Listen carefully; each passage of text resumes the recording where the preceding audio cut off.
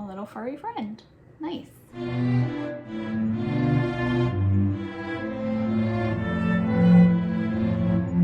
My friend's birthday is coming up in about 2 weeks' time, and I wanted to make a crafted piece in inspiration of a beautiful stained glass piece I saw all over TikTok and Instagram. It's called Shards by ABJ Glassworks. And you are so cute, Molly, but this is not your time. And that in turn is inspired, obviously, when you see it, by the blade Narsil from Lord of the Rings. In the book, Narsil is broken in half, or at least in two, as we can see from this passage. However, I'm going to take inspiration from the movie like the piece did, and I am going to have it shards. I'm not having it shattered, but there will be shards. And my hope is that I can challenge myself and not make it out of glass, because I don't have the time doing this after work, and also that's extremely hard and expensive. But I'm going to do a more affordable piece and make it out of acrylic, and hopefully my friend loves it. I plan to post this after his birthday on the 23rd, so no chance in ruining the surprise at all. But I don't know how to say. Let's get to it. So, yeah, here's like the Mod Podge I got, some silver stuff, and I don't even know what these are for. Oh, there's a knife. Anyway, here's my sword. Yeah, I like draw squiggles. That's like what I do. Yeah. I'm drawing the lines where I want to cut out the different pieces on my sword template.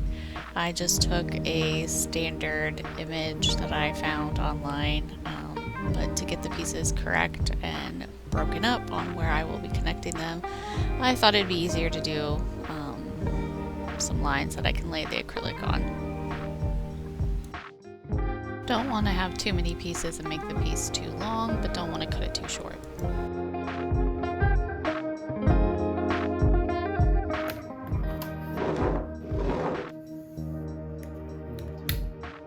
Tracing over the stencil into the acrylic, I did realize about here that I had not taped my acrylic down over my stencil, and as you will see, this is going to cause a problem. Please practice safety and always tape down your pieces.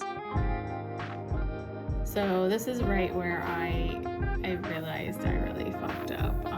In hindsight, I get it, in retrospect, I would have definitely taped the paper down to hold it steady. Really didn't line it up correctly. As you can see, it's fine, it's fine.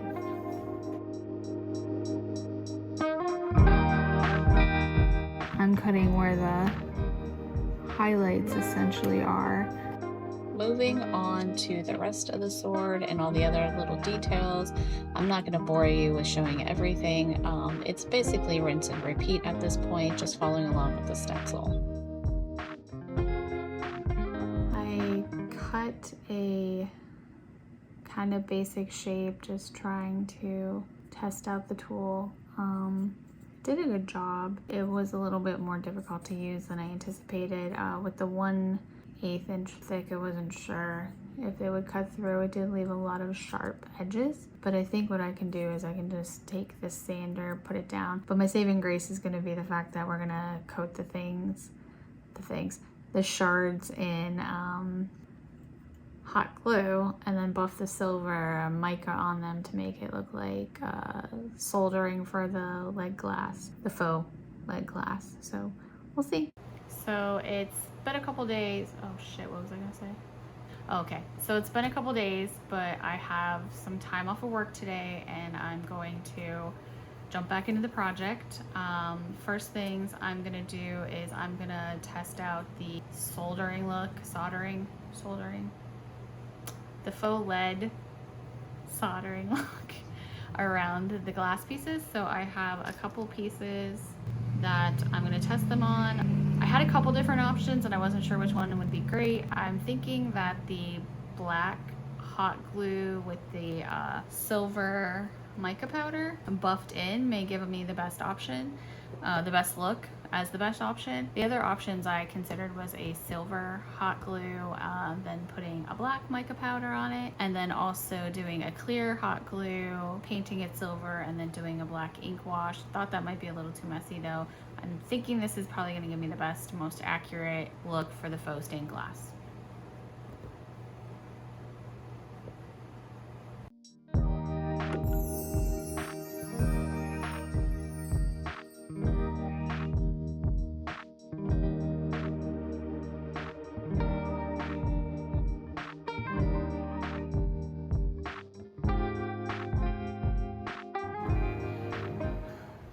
Okay, so after that embarrassing test, I was trying to determine if the thinner, cleaner black hot glue would look better than kind of putting it on more like the lead would naturally do. And then also for this piece, I horribly butchered. I promise I know how to use a hot glue gun. I don't typically do that. I wanted to see what it'd be like if I don't sand the edges before I try to hot glue. So this was really jagged, and this was not the plastic protective sheet was not removed before I did all this, because I also wanted to see if it'd be something that I could remove after in case I get any of the hot glue and the mica onto the acrylic. So once this is now dry, so we're just gonna go ahead and get these buffed in and see how they look, and we'll know if this is the right choice to go or if we're gonna go with a different color hot glue. So I'm just gonna dip my finger in the mica powder, get a little on there. Guess that's more than a little. Just kind of buff it in quickly, see how that's looking. The other thing that I'm afraid of is that it will come off, which is why I had the Mod Podge out for this project. I was thinking maybe I have to kind of seal it up so it's not going to consistently rub. Not like it's going to be handled a lot, but in shipping and just in display, if it's touching a wall or however it is displayed, don't want to give that weird wall rubbings. Okay, so I mean, you know, gotta clean up the acrylic a little bit, but so far I think that's good. I don't know if I've used too much. I'm using my finger to buff it in because I don't want it to be a completely covered clean look. I feel like that wouldn't look like soldering then at that time. It would just look like silver, and I want those little pops of black coming through in the kind of patina, I almost said petechia, not a medical condition, coming through. All right, so here we have both pieces buffed. Again, just kind of slapping it on with the cleaner edge. It's looking, oops, not focusing. It's looking a little bit okay. It kind of gives that soldering look. I do think the gloppier glue and where I obviously touched it when it was still hot and it stuck out kind of looked better than it just being completely, but because this is such a tiny piece, it may actually look better on a bigger scale with the clean look. And then this is obviously the piece that's really not doing her best. You can kind of see how that black pops through. The film definitely protected it. I got the silver everywhere, but it wipes off so easy on the acrylic, and what I could do is always just clean the pieces before they go out for shipment to them. I'm wondering though if it's going to consistently rub off, and if I do need to seal it. It doesn't seem like it's coming off yet. Rubbing a clean finger across it, you know, it's still pretty much on there. Not sure if I should or not. I guess we'll just see how much time I have at the end. To be honest, if I'm going to seal it or not, I'm just having a deadline for the birthday and I want to make sure I do a great job, so it's balancing all that, but I don't want to put in unnecessary steps that may change the look of the overall piece. If the sealer with the Mod Podge isn't needed, it may kind of give it, I mean, I got a matte Mod Podge, but it may still give it a different look. And I'm really, really happy with how the black is coming through a little bit through the silver, and I think it looks good. and I don't want to warp that. So again, I'm just gonna wait and see, but right now the plan is not to seal because it's not rubbing off, and maybe a little bit later I will make sure I have clean hands because they're all silvery right now, and then I'll touch it and we'll see if it rubs off.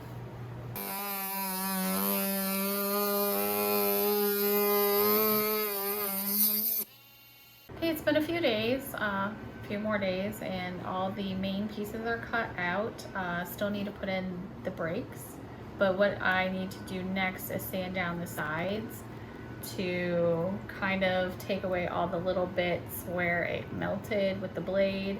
It piles up and they get very sharp, but also we just want to have a nice clean look for the faux leading. Then what we'll do before putting the leading on, cut the actual brakes, then we'll peel the film. I'm blanking on everything. We're just doing the project after work and in the free time amongst everything else, but we're getting there. To color the faux stained glass, you're going to take clear glue. I'm using Elmer's, but it doesn't really have to be Elmer's brand. And then you're going to put in some acrylic paint into that. What this will do is give you a nice semi-opaque coloring. I am going to paint it onto the back of the pieces. As you can see here, I am starting with more of the light gray so the darker color can pop on top of that. But really you want to just think about how would you do this reverse, because it is the back of the piece and you want it to be coming through for the other side. You can do more than one layer. I'm not going to do a layer. You can see that I'm peeling back the acrylic safety sheet as I go, just because I didn't want to scratch the acrylic or get any mess unnecessarily.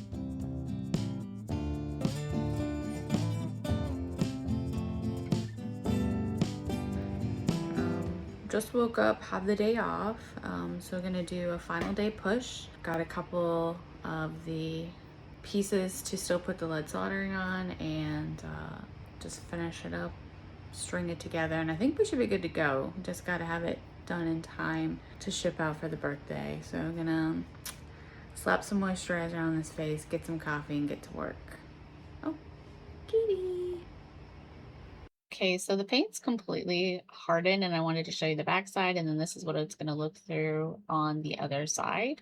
One thing about me is you'll see that I always have all my cats. They're always around. I'm never without a furry friend company. But I'm going to go ahead and prep this. I do need to finish up the actual base of the sword, get things cleaned up, and that's just the plans for the day.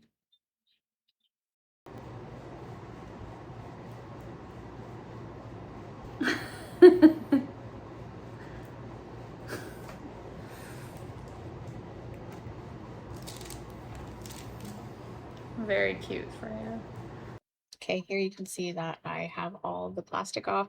We're looking good. It's looking clean. I'm liking all the way that it lines up. We're going to now clean up the edges with some hot glue to give that faux soldering on the welded pieces and around it. And then this will also give us a place to put the eyelet hooks in for all of the shards. I screwed up here when I was painting it as well.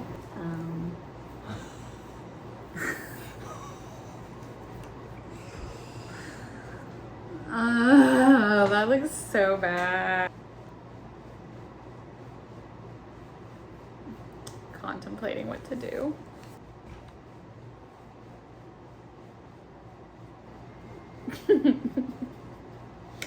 I don't even know what to do right there.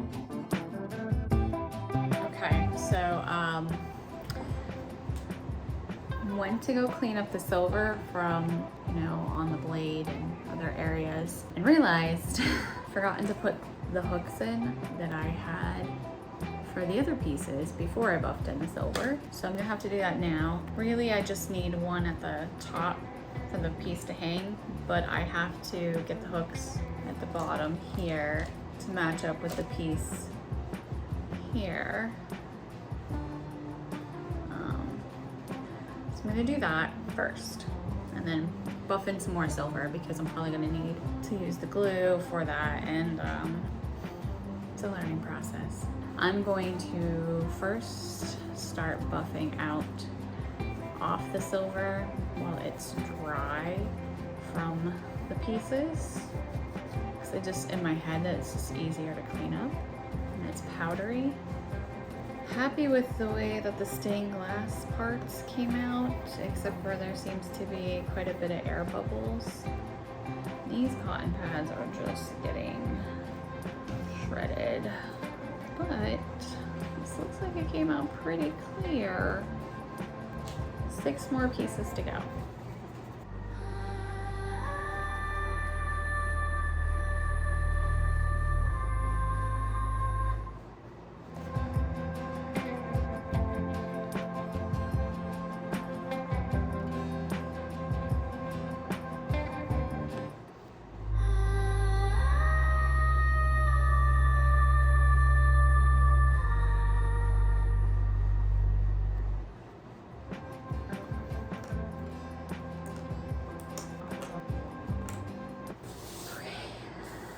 Time to lay it out. I'm so happy. Let's do this. Okay. Oh, I need the clear string.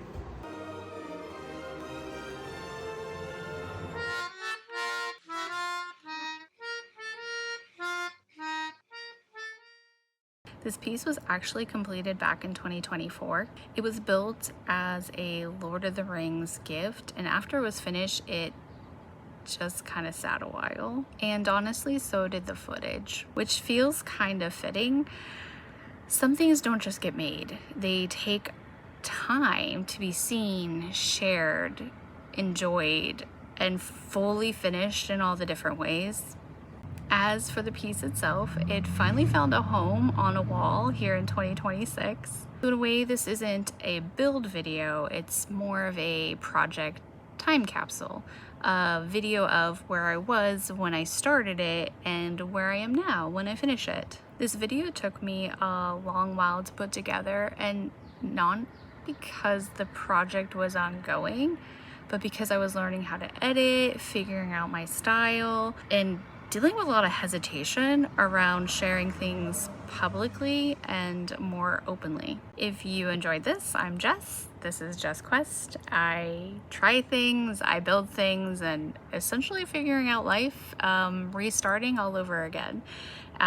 There's always going to be another side quest.